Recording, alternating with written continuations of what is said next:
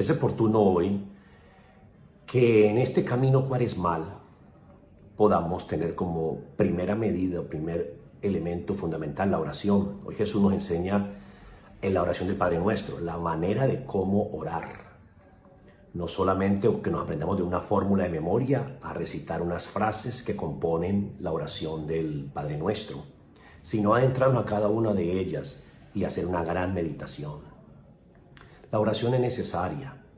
Si el Señor tanto insistió en ello, es porque así es. Si el Señor incluso en muchos momentos se retiró a solas a orar y siempre invitaba a la oración, es porque es fundamental e indispensable para la vida del ser humano. En la oración descubrimos la voluntad de Dios. En la oración nuestra alma se eleva a esa común unión con el Señor. La oración es una gracia que recibimos por el cual vamos comprendiendo el querer de Dios en nosotros. Nos preguntamos muchas veces qué quiere Dios de mí. Y eso sucede porque nuestra oración es pobre. En la medida que más ore, más entenderé los propósitos de Dios en mi vida. Pero también suele suceder que muchos no saben cómo orar, ¿verdad? Y ahí es donde también tenemos que saber la necesidad de estar asistidos por el Espíritu de Dios, que es el maestro de la oración, el Espíritu Santo. Invocarlo: ven Espíritu Santo, llena mi vida, coloca en mi corazón ese ardor de Pentecostés, nutre mi corazón de esa fe y llévame a contemplar la gloria de Dios a través de la oración. La oración no es una serie de palabras y de frases amontonadas o juntas y que con ella podamos decir todo lo que sentimos. Simplemente la oración es la experiencia de lo que hay en tu vida, de acuerdo a cómo tú vives, de acuerdo a la experiencia de Dios. Tú hablas con aquel que es el amor, hablas de amores con aquel que es el amor.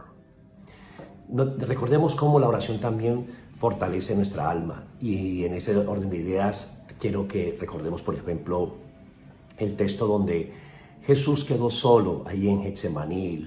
Los discípulos no pudieron velar ni siquiera una hora con él. Él estaba solo, ya se acercaba al momento de ser tomado prisionero. Las tinieblas estaban como reinando. Fue un momento difícil y Jesús quedó solo sin sus discípulos. El Señor nos invita a velar. Nosotros tenemos todas las buenas intenciones, pero la carne es débil. Por eso también hay que hacer un esfuerzo especial para no ser esquivos a mis momentos de oración, sino por el contrario, aprovecharlos al máximo. Los discípulos se quedaron dormidos, y esto también puede suceder en nosotros, que nos dormimos en medio de las preocupaciones que estamos atravesando, en el ruido mundanal, en todo lo que nos rodea. Yo prefiero dormir en esos momentos en los que me siento agobiado porque el pecado me domina, porque le volví a fallar al Señor, me siento desdichado, me siento sin fuerza, le volví a traicionar al Señor y duermo. Y ese es el peligro, de que yo me pueda aislar del Señor sabiendo de que Él es la fuente de la misericordia. Pedro lo negó y no pudo entender de que era el plan de Dios, de que realmente Jesús fuera a la cruz. Él no fue capaz de dar la vida por Jesús, le prometió que lo iba a hacer y en el momento no lo hizo y cantó el gallo. Pues bien, si Pedro hubiera tenido una experiencia de oración más fuerte, hubiera tenido una relación más íntima, con seguridad que lloraría Pedro, pero de alegría, de entusiasmo, de gozo. Se está cumpliendo la voluntad en el Maestro, me voy con mi Maestro a la cruz. Pero obviamente faltaba la unción del Espíritu, faltaba esa gracia especial de Pentecostés. Y ahí vemos entonces las miserias de Pedro, que obnubilan su vida, la oscurecen y a la vez hacen que él duerma. Duerme en medio de todas sus debilidades, duerme en medio de todas sus circunstancias y deja que Jesús pase desapercibido en su vida. Pues bien, la oración nos lleva a enfocarnos nuevamente en el Señor, nos lleva a seguir meditando en Él, a escuchar a Dios, a que Él nos da discernimiento, Él nos guía. Te invito para que puedas tener espacio de oración. Toma los salmos, te vas a la Biblia, toma los salmos, puedes leer ahí. Hay cantidades de oraciones en los salmos y por intenciones diferentes. Encuentras salmos de perdón, salmos de pedir ayuda, salmos en medio de persecución, salmos para dar gracias, para alabar al Señor. En todos los sentidos, de todas las maneras, en todas las diferentes formas, los salmos nos nutren y nos enseñan cómo orar.